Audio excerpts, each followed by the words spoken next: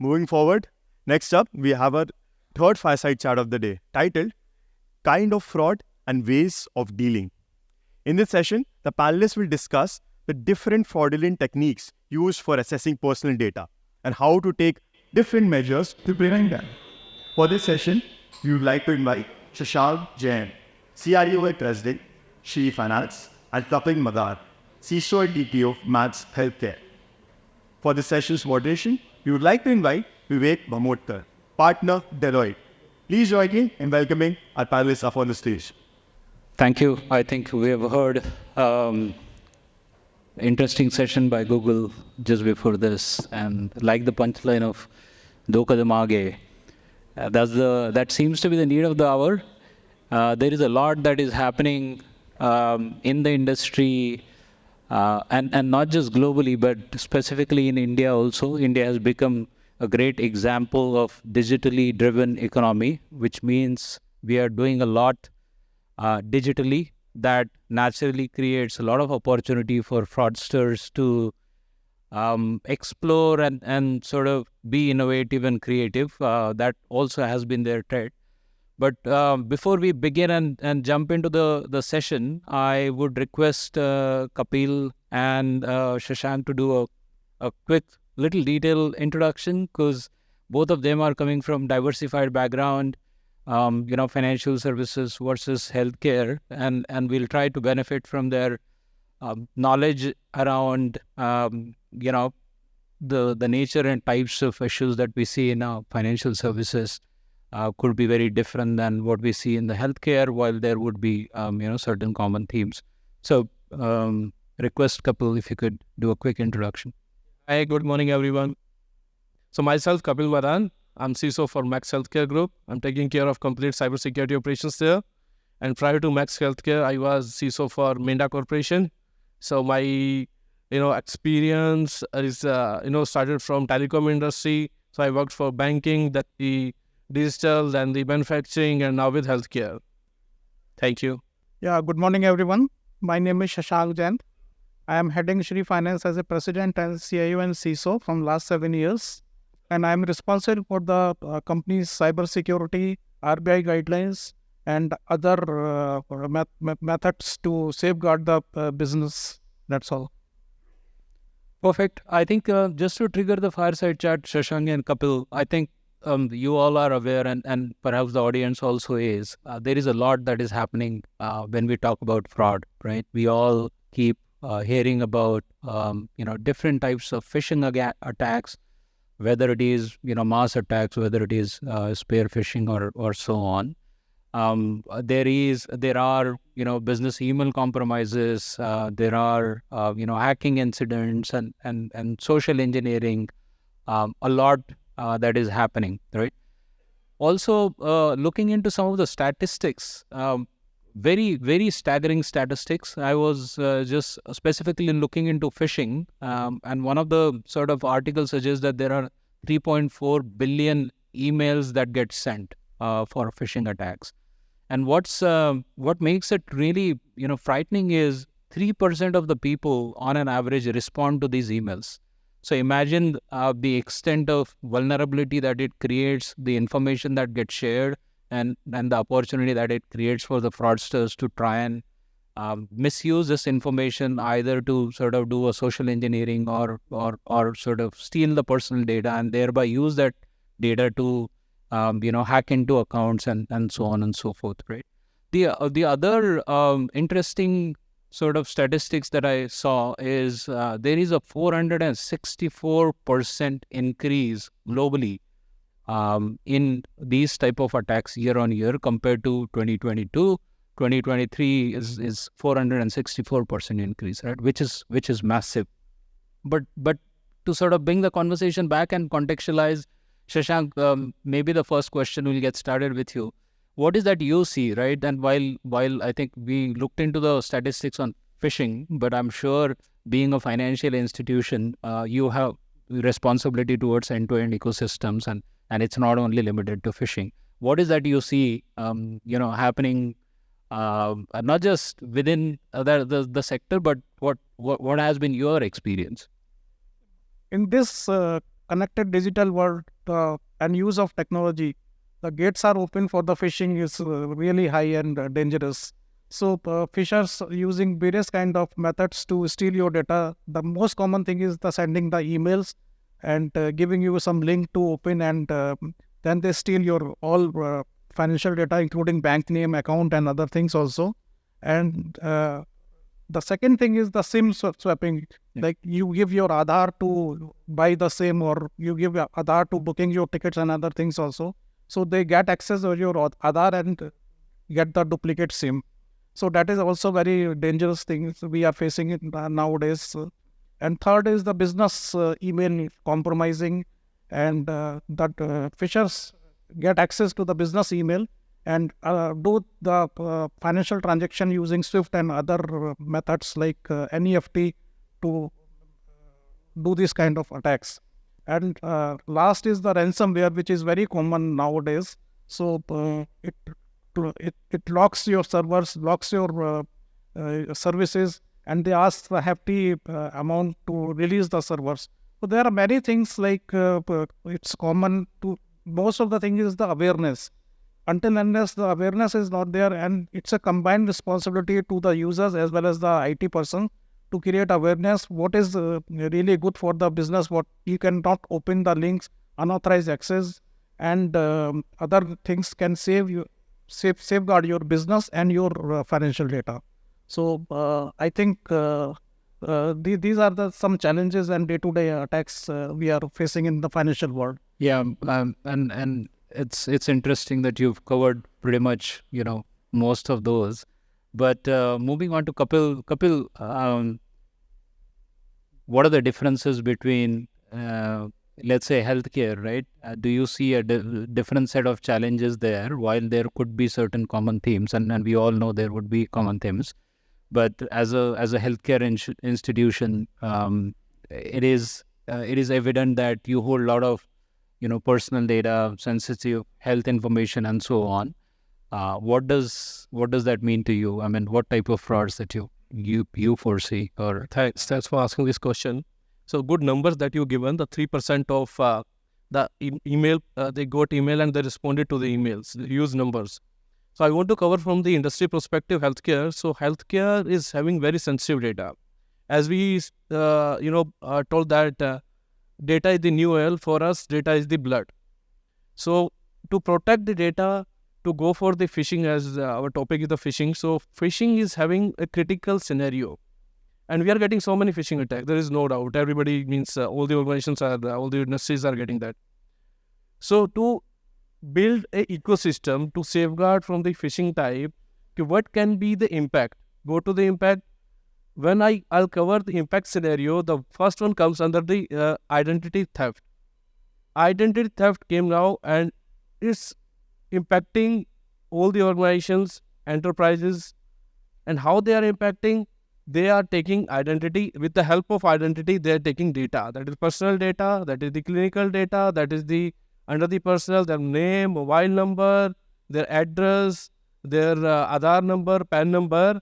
And if you think cyber criminals, if they are having this data, particular these data that I told, it means 90% of the work is completed by the cyber criminals. Only 10% is pending.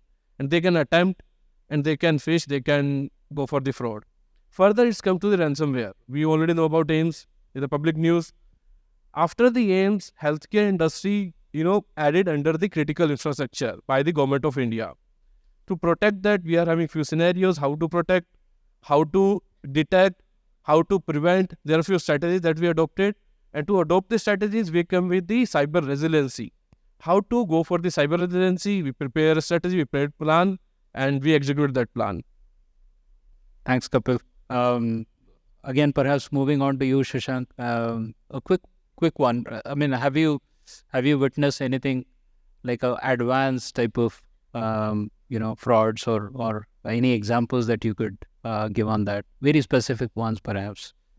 In my industry, the most common thing is the redo the KYC, or RBI has blocked, given the circular to the all user and financial companies to redo their KYC as well as the Aadhaar authentication. And do the NEFT to the bank cancelled checks. So the fraudsters send the fake KYC to users to find their name, address, Aadhaar number, and bank details. This is the more common things. Otherwise, they threat to block your account, and your civil score will become negative, and the penalty will be imposed on your account. So they generally target to the mainly senior citizens. Yeah. So they don't understand the technology. They don't understand. They come into the threat and they see, okay, I will install this link, and it's only 2 minutes time, and they give the OTP and other vital information to the fraudsters, and they become a victim of these things. So this is a very common thing, I think, in the financial industry and the banking industries. Sure. Thanks, Shashank. Again, moving on to Kapil. Kapil, anything exciting, innovative, creative fraud examples that you would like to sort of provide? I would like to highlight one thing about the ransomware. So I went through one report. The report says that 73% of Indian enterprises caught the ransomware attack, and that got success. And 43% out of the 73%, they paid ransomware. The report came by Economic Times. Again, these huge numbers. It's an eye-opener for Indian industry. And how to deal about your question, any case study.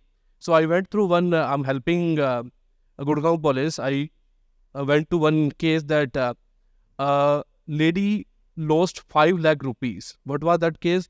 It was related to deepfake. It was related to digital arrest. How it executed. So person prepared a video with the help of deepfake, and he sent that video to the lady. And the content was not good. So she didn't attempt to counter that. What she told, it was the colleague, the video prepared by the colleague, and another colleague was the second person who was involved with that video. And she came from a background from a normal city from Haryana. So didn't try to pass this fraud to our family, not to the family, not to the other colleagues. So what she thought, she had to pay the money. They asked for 5 lakh and she paid. After they attempted another attempt to get the more money, then he realized, okay, we have to file a case. Then she went to the police and he files that case. This is the case study that I gone through. And further to deal with for enterprise and for individual, for enterprise, I think we should come with a proper plan. What can be the response plan? Whenever any attack is coming, whenever any fraud is coming, what can be the response plan? For enterprise, we should have proper strategy that should be inbuilt, that should be communicated to all the stakeholders, that should be transparent, that should be in the sense of diplomat, that should be in the sense of criticality. Any fraud that we are getting, how to attempt, how to remediate, how to execute, that should be in place. Further, to gain the access to the systems, all our systems, those are protected or not. Let's take example from the healthcare device exploitation. If any threat actor is trying to attempt to the robotic system, now healthcare is advanced, now all the surgeries they are having with the robots. This is the part of life and death. So the system that is protected or not. If any hacker trying to get the access, do we have detection system or not? We should have complete visibility. We should have complete traffic visibility over north to south, east to west, complete visibility we should have. After having visibility, we can protect that. For protection, we should have a partner ecosystem. It should be built with a strong ecosystem can help to safeguard our data, to safeguard our system. Further, it went to the cyber resiliency. If anything happens, we should have insurance. We should have complete cyber fraud insurance so that we can cover that value from there. That's it. Thanks. For individual, that I forgot to tell, for individuals, we should have complete visibility. Let's say, example, we are mobile users. We should have a mobile anti-malware software that should be installed in our mobile. I don't know how many of you are using anti-malware, antivirus system in your mobile. I'm using from last 5 years, and this is helpful. So I will request everyone to go for a mobile security software that will really help us. Thanks, Kapil. Thanks for your tip there. And I think it was very exciting to hear about the healthcare devices and the extent of robotics that goes in there, right? A common man would always think of, Hollywood movies like Iron Man and Jarvis and the kind of tech these days gets used into the car, and there is always a possibility of somebody hacking into it and all of that, right? But I think in the last 10 years, we have come a long way from those days where we thought it's very sci-fi and it's not real to today, where everything seems to be a reality. I was also sort of checking some interesting areas around voice cloning. Again, appears something, and again the statistics was very staggering. Almost 30% usage of voice cloning ways to reach out to people, ask for money, and largely sort of retail very targeted attacks, right? So it's becoming very tricky. I believe it's a cat and mouse game, and as we come up with solutions, the fraudsters are getting creative, and it's always as Shashank you mentioned, right? We need to be aware, and awareness is the key to try and fight these. But just double clicking on this point, right? If we were to sort of take it as a theme, what are some of the ways to handle these frauds? Specifically, maybe one by one, right? If we try and just introspect on that for the audience and for discussion. Nice question. I think there are several ways to prevent that threat, but first of all, like you have to see the firewall settings, what ports you allow to open and what port you can close it. Second thing is the patch and other application upgradation time to time, because software companies are releasing patch, which is very important to deal day-to-day threats. And sometimes people are lacking to upgrade those patches. So patch upgradation is the second most important thing. Third thing is the zero trust and identity and access management, like permissions, who can see what and what kind of transaction he is allowed to do. So identity and access is very important in this challenging world. And next is the you can check the syslog, like daily what kind of logs has been generated, whether it is agent based or agentless. So syslog give you a clear picture how many times the system has been giving you the warning or attack happened or going to happen. So these are the few points, and the last is the training and awareness, as I earlier mentioned. So it's a joint responsibility between all the community and stakeholders to understand the security and threats and safeguard the business. Until unless they don't understand the things, it will not be clear. So these are the simple tips, but it is effective. And I think if you are not attacked and others are attacked, then I think your investment and licenses are working fine, and you are a happy CISO. Yeah. Thanks, Kapil. Your views? Add on with this. So user awareness, training, and education. This is very important. We are, for normal individuals, for public, when we are going to use digital, now we can compare 10 years back and now everybody is having their digital asset, and we have to come security by design concept with the digital asset. So that security should be inbuilt with the system, and awareness that should come with the system. We can't say after the system, after implementing the system, we'll go for awareness. No. Awareness should be the first factor, first line of defense. Interesting again. Yeah. I want to add one more thing, like the password policy is most important thing. So in our industry, we use 30 days password expiry system. And after 30 days, user is forced to change the password. And last 3 password he cannot repeat. So password should be like 12 character or more. It should be combination of alphabetic or some special characters. So it saves a lot of, safeguard your system and other application. So password should not be password at the rate of 1, 2, 3. It's a very common thing nowadays.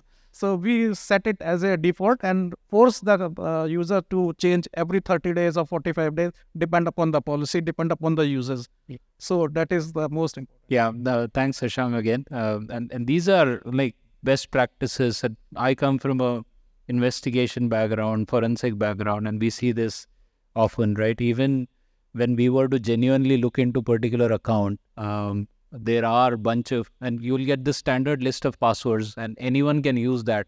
It's like a list of 100,000 passwords commonly used, and if you these days people are using AI to become creative, right? So if you feed an AI like 5 parameters, what is the name of the person?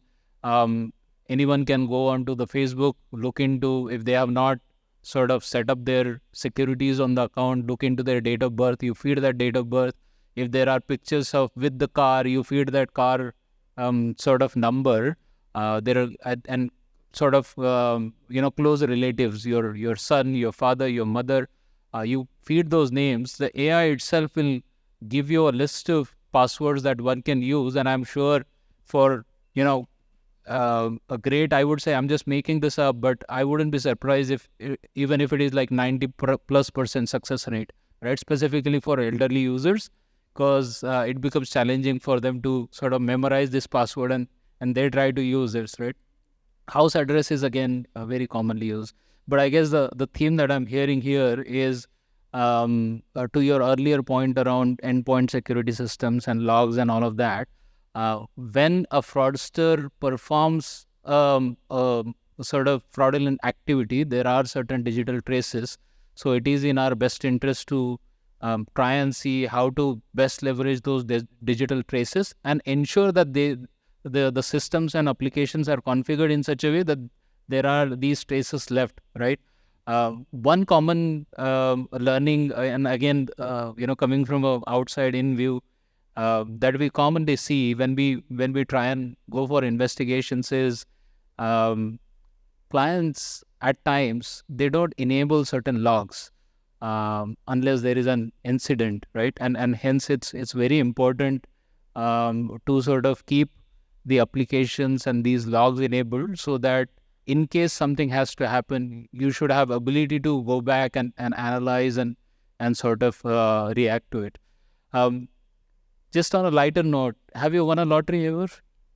No. Because in addition to that, for enterprise, I think as a strategic element, we should have identification or crown jewels.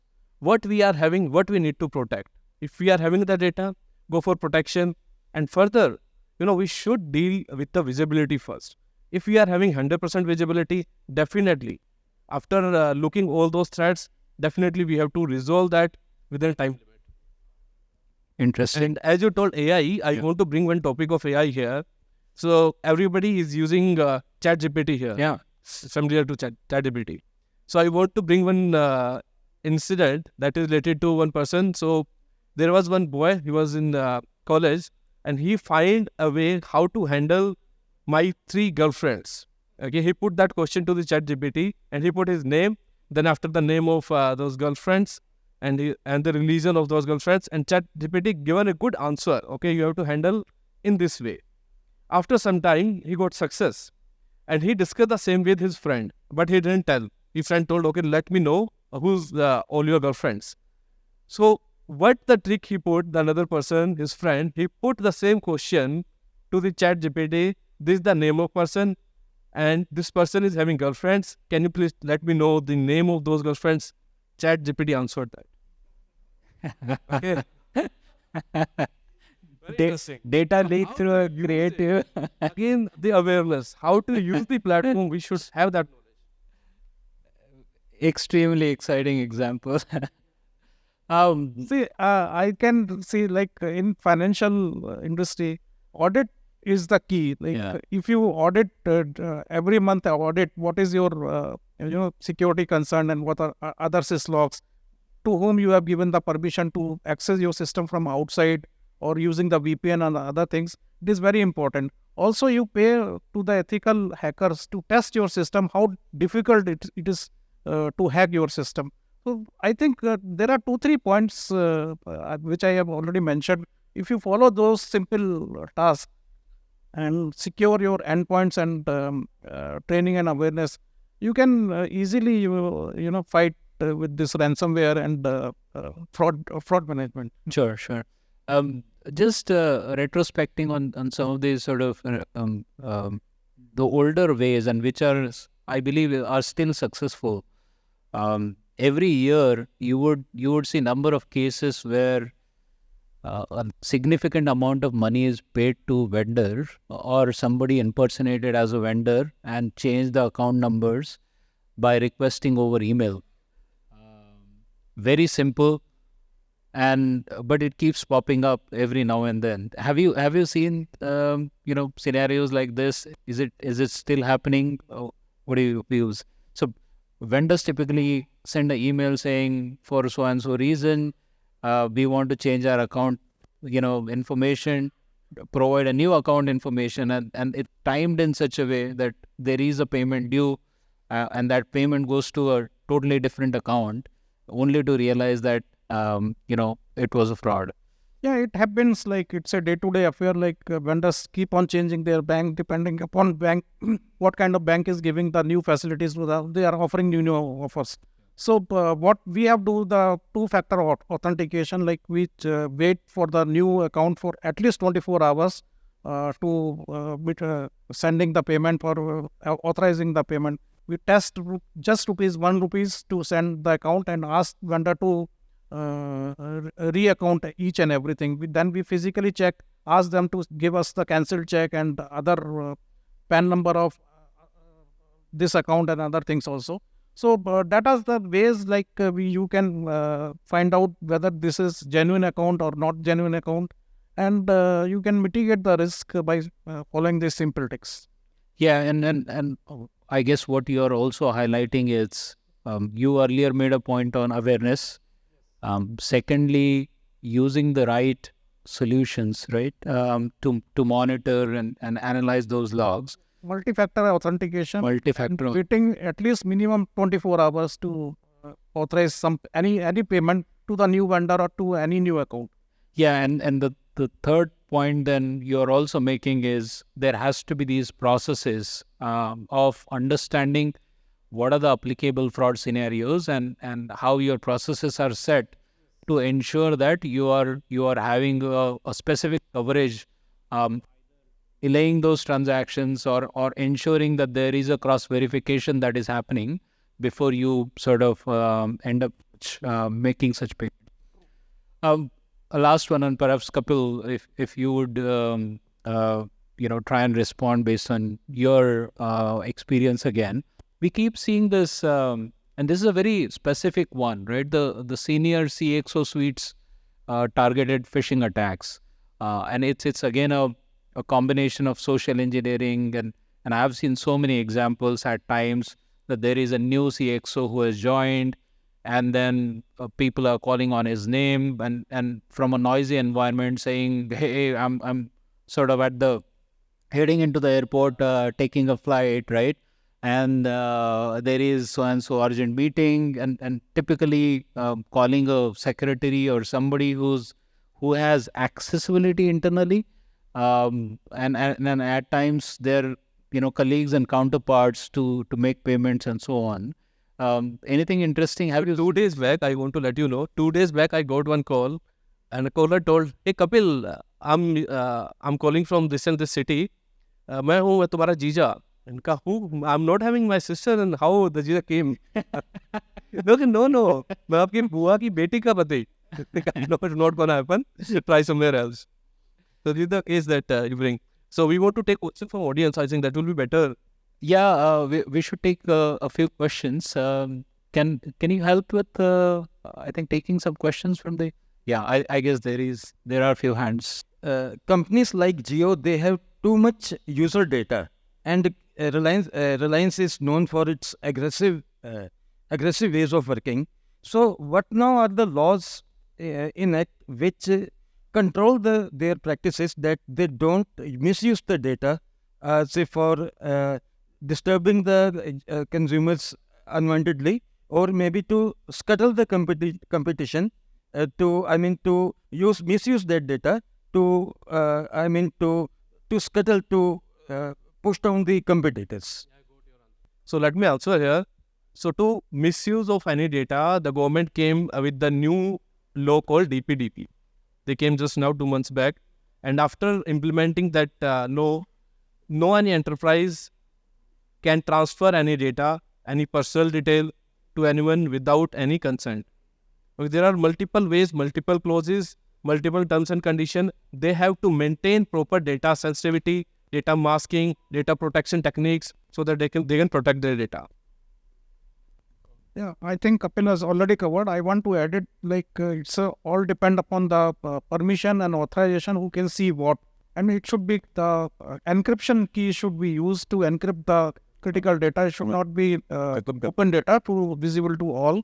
And all day-to-day activity should be logged and monitored. And compliances to the government is it's a weekly report has to go to the government to what kind of data. New customers you have come in and what kind of transactions is happening. So all mandatory government has already recorded those things and you have to compliance those things into online. So it is very easy nowadays to safeguard your data, and it's a huge responsibility either from the service provider as well as the users to following those government rules after this DPDP Act has come in the force. Hello? Penalty is ITCR. If you report a particular thing to the organization, to enterprise and the data authority, the board, the penalty can go to 250 CR to that enterprise. Yeah. Sir, I have a question. You're talking of the DPDP Act. Is the DPDP Act applicable now? Because we are from a company from UK. We are doing this for the EU nations. And now when we talk to the Indian clients here, mainly the BFSI and the FinTech, what they say is that the law is there, but the implementation date has not come yet. So I would like to have your views. It's true. So for EU that you've taken GDPR, so this is the replica of GDPR basically. The law, it came, but the terms and conditions, the rules, that is yet to be come.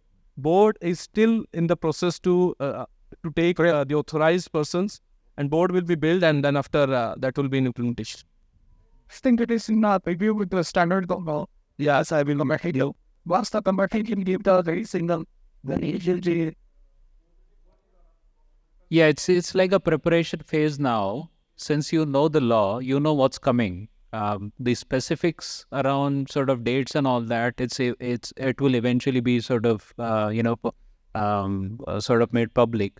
But organization already started looking at the law and the requirements to prepare their IT assets, where the data is getting stored, how is it getting shared, do we have the basis to sort of comply to the law when it gets rolled out. In nutshell, policy came, process is yet to be built.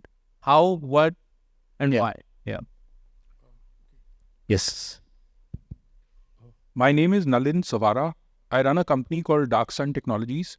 But my question relates to me as a citizen. That let's say I visit a Airtel office to meet a friend who's a employee of that company, and now at the gate they will ask me lots of details. They'll take my photograph. They might even ask me for proof of identity and scan that. And I visited them, let's say 6 months later at a different site, and then in a different city a year and a half later.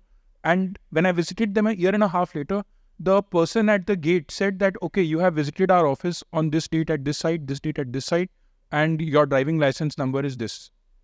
So I was very surprised, and I thought that there is no way to stop such a large multinational from storing my data, and it can definitely be misused. Because if they see that I am somebody important and they have all my data, nothing stops a security staff from just taking a photo of the screen. Similarly, there are property management companies, including some very big ones, where any property of theirs you go to, and the reception staff will force us to give the data, otherwise you cannot access the property. Yeah. So, I mean, what is the legal remedy to demand that they should either sort of, after verifying my identity, not further store it, or at least they should delete my data after a certain amount of time? Because there is no business for a company which I visited a year and a half later, earlier in a different city, to make my data so broadly accessible. Yeah, and I'll just expand that before you perhaps respond to it. It's not only these, let's say, companies you are visiting and that. Even very commonly seen, right? If you go to malls, there are people with like a thick booklet, and they are through one or the other ways, right? Either saying there is a lucky draw, there is percentage coupon and whatever, right? And these are very common discounts, but what they try to do is through such mediums, they are collecting your information. So there are these systematic channels and like enterprises who are collecting the data, and there is this the other parallel medium through which your information is circulating out, where you don't know who the stakeholder is, right? So both are very real and sort of problem at hand. But on the, let's say, enterprise storing the data, I believe broadly the answer is going to be the act has the provision to go back to the enterprise and question them that do you have my data and information, and whether or not to give a consent to share that, it's going to be your sort of right, and which is why I think some of this is likely to change, because every other security guard always collects 10-20 pages of name, number, and we don't know who's going to take pictures of it and how they're going to use it, right? And perhaps the towns and villages like Jamtara, they are only doing this, right? They get this information. They know that this is a corporation. The people visiting here also are well-to-do, and perhaps everybody is employed, salaried. It's a straight access to the information, right? And they are using it.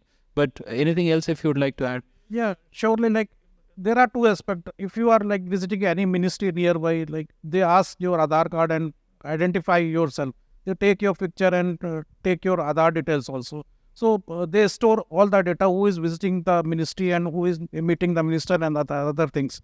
And if I talk about the corporates and other private entity, as Kapil Vivek rightly mentioned, the security guard maintain the manual register and take all your details. So auditing is required at the government side, because they have to store the data for 7 years. It is mandatory who has visited where and how much hours or how many days he has spent.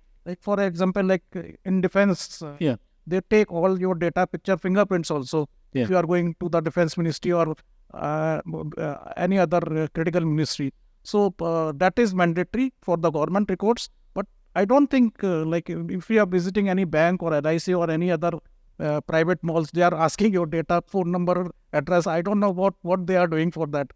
Yeah, It's really scary. It is scary, and again, I think coming back to the question that you asked, one, it is going to be, well, there are hopes that largely it will get addressed through the policy, so that you have at least ability to question these enterprises.